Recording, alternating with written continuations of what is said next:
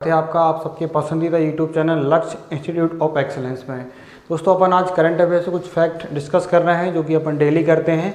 तो चलिए first fact है आपके सामने, हाल ही में किस राज्य सरकार ने गोविंदाओं के लिए बीमा कवरेज की घोषणा की है। गोविंदा जैसे हमने देखा है कि जन्माष्टमी पे जो दही हांडी फोड़ी जाती है, तो ये जो त्यौहार होता है हम लोग देखते हैं कि मुंबई में और लगभग पूरे महाराष्ट्र में बड़े धूमधाम से मनाया जाता है। तो महाराष्ट्र सरकार इनको क्या कर रही है, आपकी बीमा दे रही है ना। एक बड़ा राहत इन्होंने दिया है, इसमें 1.5 लाख गोविंदाओं के लिए करीब 10 लाख रुपए तक के बीमा कवरेज की घोषणा इसमें की गई है। यह कदम जन्माष्टमी से जुड़े जीवंत उत्सव से कुछ हफ्ते पहले उठाया गया है, जो अपने रोमांच, मानव पिरामिड और उत्साही युवा भागीदारी के लिए जाना जाता है। तो हम लोग देखते हैं महाराष्ट्र में आपका हर वर्ष जो होता है वो बड़े धूमधाम से दही हांडी का उत्सव आपका मनाया जाता है। ठीक है, तो वहाँ की सरकार ने प्रावधान किया है।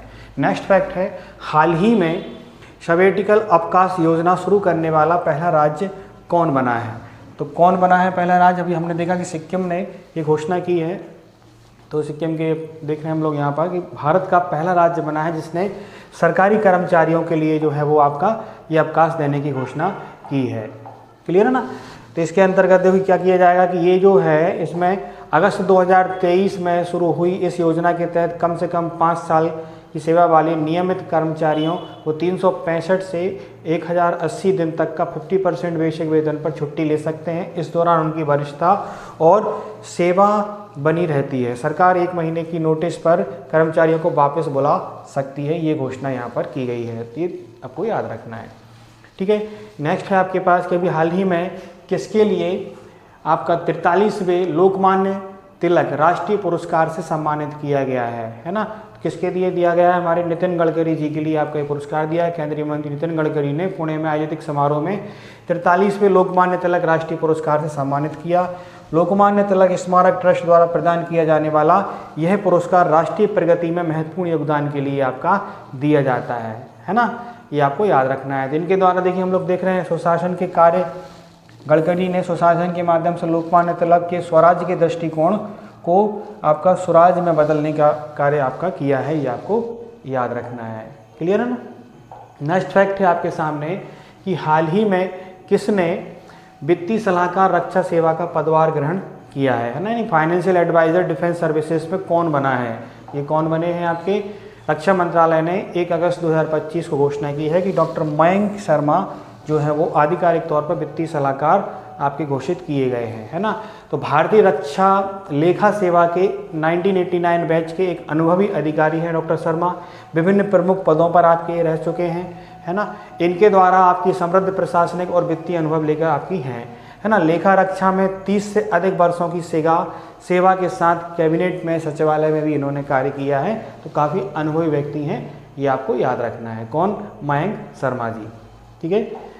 नेक्स्ट है, हाल ही में किसने एशिया रग्बी अंडर 20 चैंपियनशिप के शुभंकर का अनावरण किया है। यानी किसने आपका एशिया अंडर 20 चैंपियनशिप रग्बी के मस्कट को किया है। तो ये किसने किया, हमारे बिहार के मुख्यमंत्री नीतीश कुमार जी ने 10 अगस्त को आयोजित होने वाली एशिया रग्बी अंडर 20 चैंपियनशिप का शुभंकर का किया है, जो कि बिहार में राजगीर में आयोजित आपकी की जा रही है। ये आप याद रखेंगे। तो राजगीर में इसका आयोजन किया जा रहा है। चैंपियनशिप के अंतर्गत एशिया की पुरुष और महिला टीमें राजगीर स्पोर्ट्स कॉम्प्लेक्स में ट्रॉफी के लिए आमने सामने होगी, है ना। इसका जो आयोजन है बिहार में पहली बार हो रहा है। 7 सदस्यीय जो टीम है आपकी टीम स्पर्धा इस चैंपियनशिप में एशिया की शीर्ष 8 टीम भारत के अलावा यहाँ पर रग्बी खेलने के लिए एशियाई देशों की जो टीम है इसमें हांगकांग है, चाइना है, संयुक्त अरब अमीरात है, उज्बेकिस्तान, कजाकिस्तान, श्रीलंका, मलेशिया और नेपाल की टीमें इसमें भाग लेंगी। तो बिहार में इसका आयोजन किया जा रहा है, इसलिए वहाँ के मुख्यमंत्री ने इसका जो शुभंकर है उसका अनावरण किया। हाल ही में ऑपरेशन मुस्कान 11 के तहत किस राज्य की पुलिस ने 7600 बच्चों को बचाया है। तो अभी ये तेलंगाना में देखा गया कि 1 से 31 जुलाई तक 2025 तक यहाँ पर एक अभियान चलाया गया। इसके अंतर्गत करीब 7600 बच्चों को असुरक्षित और शोषणकारी परिस्थितियों से बचाया गया, है ना। इस अभियान में 786 पुलिसकर्मियों की 121 उप विभागीय टीमों ने आपका भाग लिया। यानी कि ये किसी भी हालत में पाए गए, भीख मांगते, मजदूरी करते या फिर किसी भी उसमें, तो ऐसे बच्चों को यहाँ पर बचाने का कार्य तेलंगाना में किया गया है। नेक्स्ट है, हाल ही में कहाँ इसरो के उच्च ऊंचाई वाले एनालॉग मिशन होप का उद्घाटन हुआ है। तो कहाँ पर हुआ है, अभी हमने देखा कि लद्दाख में, है ना। ये लद्दाख जो है वो देश का पहला एनालॉग मिशन आपका लॉन्च करेगा। भारत के भावी मानव अंतरिक्ष अन्वेषण में महत्वपूर्ण रूप से आगे बढ़ाते हुए भारतीय अंतरिक्ष अनुसंधान संगठन इसरो ने ये कार्य किया है।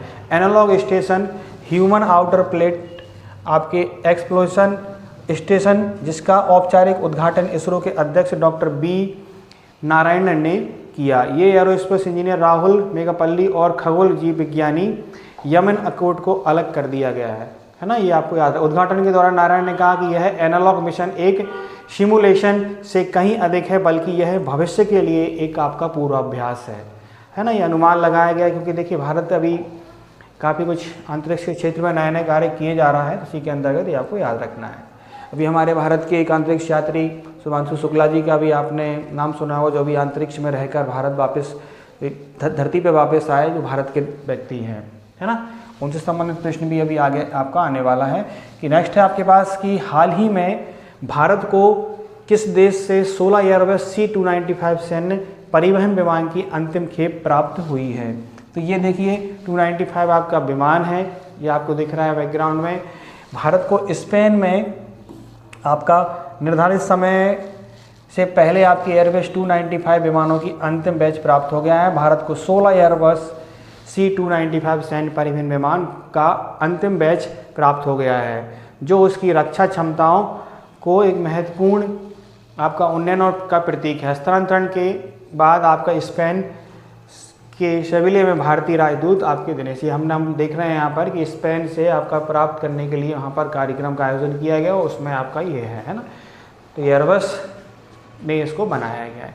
एयरबस C295 एक मजबूत और आपका अत्यधिक विश्वसनीय बहुमुखी सामरिक परिवहन विमान है, जिसे सैन्य और माल परिवहन, समुद्री गश्ती, हवाई चेतावनी निर्गमनी और टोही से लेकर सिग्नल खुफिया सशस्त्र निकट हवाई सहायता और चिकित्सा निकासी VIP परिवहन, हवाई अग्निशमन जैसे मिशनों में यूज़ किया जाता है। तो एक आज की तकनीक से आपका एक तरीके से देखा गया है अच्छा विमान है जो आपका ये हमने प्राप्त करा।